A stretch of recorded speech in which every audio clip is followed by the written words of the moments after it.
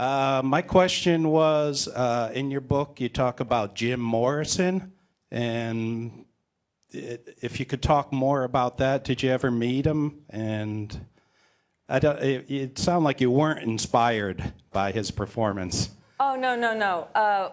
What he's talking about is in my book, I talk about how I went to see Jim Morrison in like '67, I think, and was sitting there thinking, I could do that. And, but I also said that I was a little embarrassed that I thought that. It's not that I wasn't inspired, I just felt this strange kinship. I mean, you have to figure, I was just a girl from South Jersey working in a bookstore. I don't know why I thought that.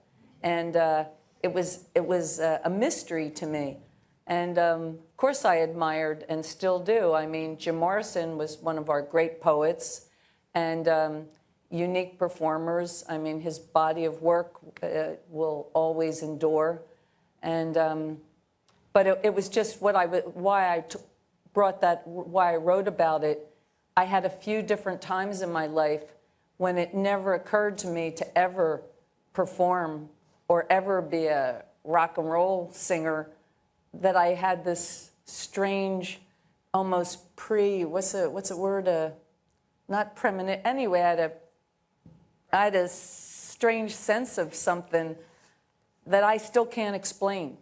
So it wasn't against him. It was trying to examine myself. I did meet him once. Was a kinship then? I did meet Jim Morrison just once. It was probably around 1970 or early 1970. They had a party. They used to have press parties for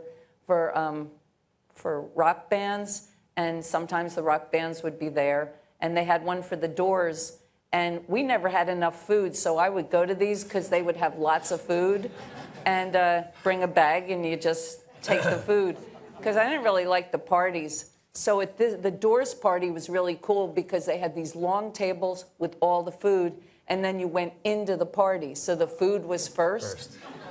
So I had this big bag, and I'm getting food for me and Robert. I'm taking fruit and bread and all this stuff, and then I hear this voice go, "The hamburgers are really good too." And I look, and way at the end, sitting all by himself, was Jim Morrison. And I was like, I caught, But I just went over and got a hamburger and said, "Thank you." And he nodded, and that was it.